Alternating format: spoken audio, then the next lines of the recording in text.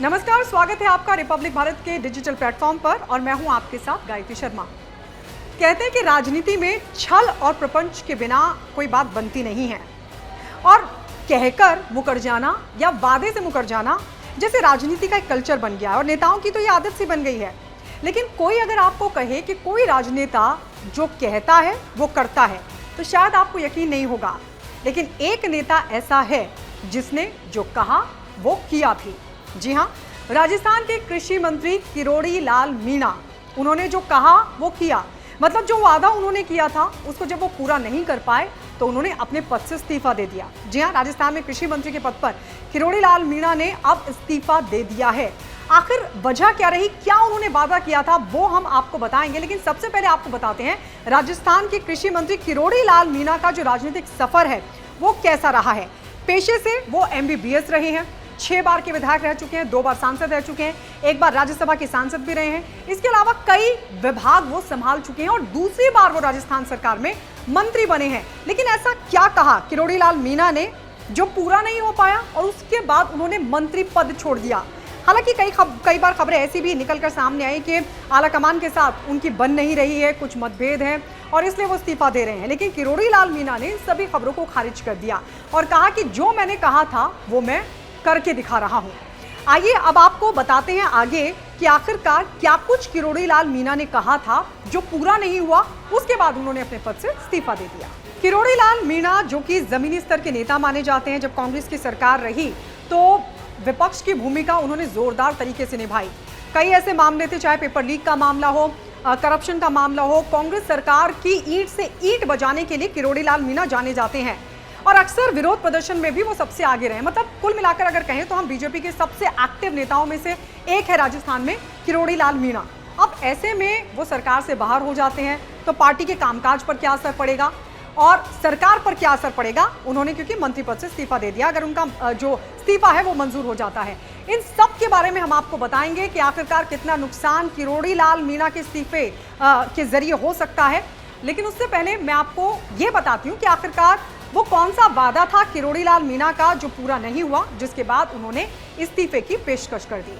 असल में अभी लोकसभा चुनाव हुए और 11 सीटों की बताया जाता है कि 11 सीटों की जिम्मेदारी किरोड़ी लाल मीणा को मिली थी। उनसे कहा गया था कि आपको ये 11 सीटें जिता करके देनी है।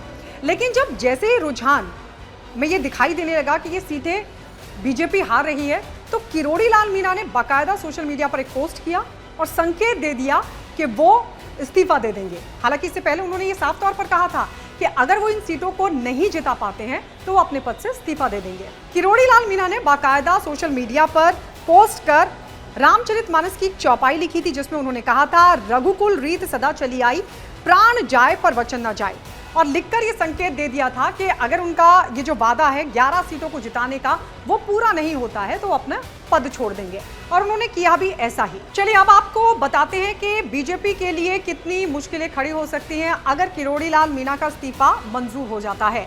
असल में 5 विधानसभा सीटों पर उपचुनाव होने हैं और राजस्थान में निकाय चुनाव भी होने हैं और ऐसे में किरोड़ी लाल मीणा का इस्तीफा देना और अगर उनका इस्तीफा मंजूर हो जाता है तो एक्सपर्ट्स ऐसा मानते हैं कि नैरेटिव खराब हो सकता है। मतलब एक अच्छा संदेश राजस्थान में नहीं जाएगा उपचुनाव के दौरान, निकाय चुनाव के दौरान। तो ऐसे में अगर उनके इस्तीफे को मंजूर कर लिया जाता है तो जाहिर तौर पर इन उपचुनावों में और निकाय चुनावों में पार्टी के लिए मुसीबत खड़ी हो सकती है। तो राजस्थान में जल्द ही 5 विधानसभा सीटों पर उपचुनाव होने वाले हैं और ऐसे में पार्टी को एक बड़ा नुकसान उठाना पड़ सकता है क्योंकि अगर मैं बात करूं इन 5 सीटों की जहां पर उपचुनाव होने, उनमें झुंझुनू है, खिवंसर है, दौसा है, देवली उनियारा है और 84 ये वो सीटें हैं जहां पर उपचुनाव होने वाला है। और ऐसे में एक्सपर्ट्स ये मानते हैं कि किरोड़ी लाल मीणा का सरकार से बाहर जाना, मतलब कि अगर उनका इस्तीफा मंजूर हो जाता है तो ये पार्टी के लिए एक बड़ा नुकसान हो सकता है क्योंकि एक नैरेटिव खराब हो सकता है, पार्टी के खिलाफ जा सकता है एक संदेश किरोड़ी लाल मीणा का सरकार से बाहर होना।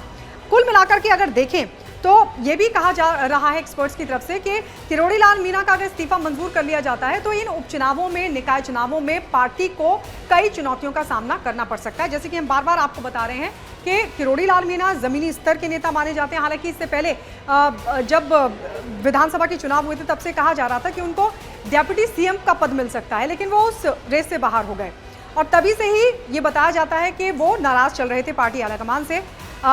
उनके भाई को भी टिकट नहीं दिया गया, उसको लेकर भी एक नाराजगी उनमें देखी गई थी। लेकिन कुल मिलाकर के जो उन्होंने कहा था लोकसभा चुनाव से पहले कि जिन सीटों की मुझे जिम्मेदारी दी गई है, अगर मैं वो सीटें हार जाता हूं तो मैं अपने मंत्री पद से इस्तीफा दे दूंगा, ये कुल मिलाकर के सच होता हुआ दिखाई दे रहा है, क्योंकि किरोड़ी लाल मीणा अपने पद से इस्तीफा दे चुके। अब देखना यह दिलचस्प होगा कि क्या आला कमान की तरफ से उनका इस्तीफा मंजूर होता है या फिर नहीं। ऐसी तमाम बड़ी खबरों के लिए आप जुड़े रहिए रिपब्लिक भारत के डिजिटल प्लेटफॉर्म के साथ।